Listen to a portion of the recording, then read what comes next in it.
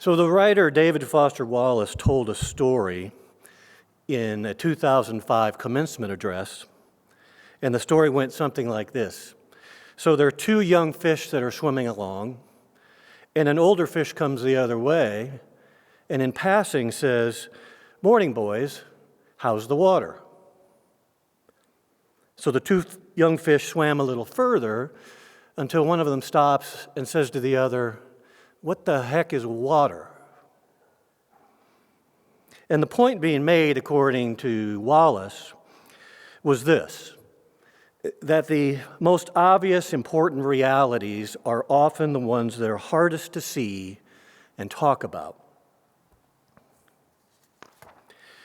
And our own pastor, Alex, opened a sermon a couple of months ago with kind of an extended confession of his own growing awareness of his own ignorance, providing a listing and a litany of things that he knew he didn't know, a list that he says keeps growing the older he gets.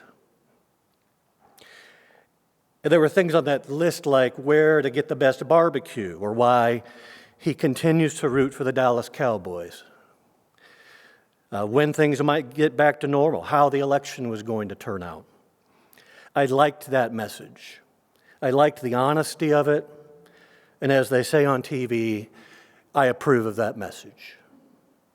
Because I too possess that steadily growing and somewhat haunting awareness of how little I really seem to understand about so many things. Age does seem to have something to do with this, or more accurately, we should say aging. My theory about this, and I do have one, is that just merely living life, trying to learn, trying to get better, just trying to survive, tends to reveal things to you. That's what experience does. It reveals things. And to quote the great Josh Billings, it's not the things you don't know that get you in trouble, as much as the things you know that just ain't so. For instance, there was that time not long ago where I thought I understood plumbing. And that one minor teensy repair in the upstairs master bathroom became a major event in the dining room below. Things got revealed, for certain. So much so that on this Christmas Eve, when the kitchen sink was clogged, no tools were touched by me. Roto-Rooter was dispatched within the hour, and $100 and a generous tip later, the sink was good, we were safe and happy, and the marriage is stronger than ever. It turns out that just admitting that you don't understand everything is a lot easier than pretending that you do. Pretending is exhausting. And so we have this text from the Gospel of John, which appears to be some sort of philosophical thought experiment about something called the Word. In the beginning was the Word. The Word was with God. No, the Word was God. And all things came into being through him. And without him, not one thing came into being.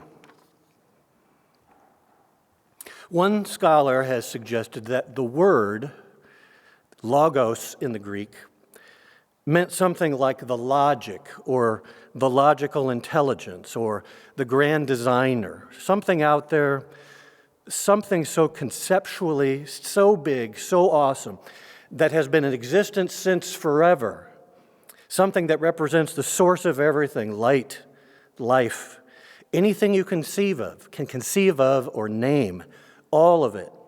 That was and is the Word. And I need to confess to myself that I just can't wrap my head around that. And you can continue to read down this text, and it doesn't get any better until you get to the part that has places that we can name and recognize. He was in the world.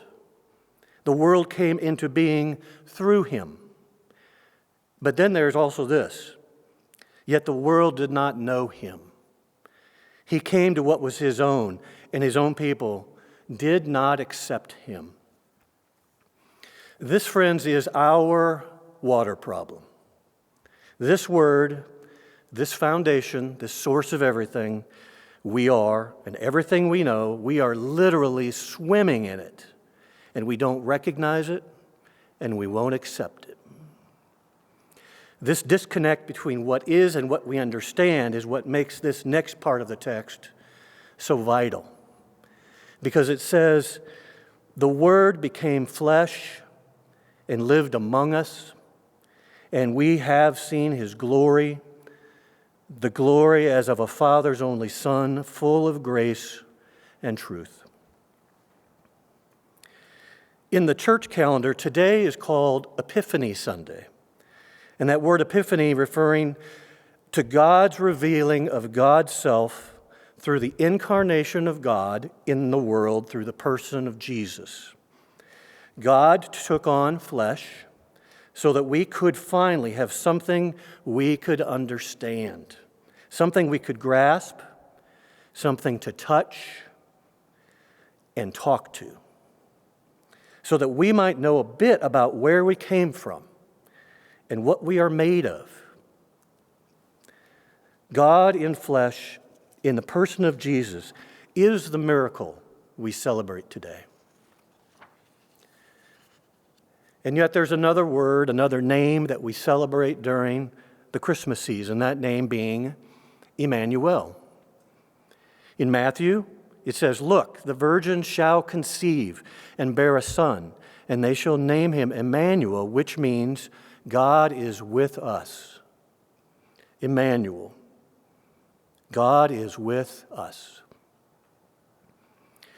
We have talked so much this last year of what we miss, about not getting to be with each other, having to be apart as a sign and expression of care and respect for each other. Before this last year, we may not have fully understood how vital that physical fellowship was to our community, even to our physical and mental health. We need presence. I think I understand that better now. And if we're trying to find things to be grateful for, when it's hard to find things to be grateful about, I'm thankful for that realization. Through Jesus, we can see how important presence is to who we all are. We are learning.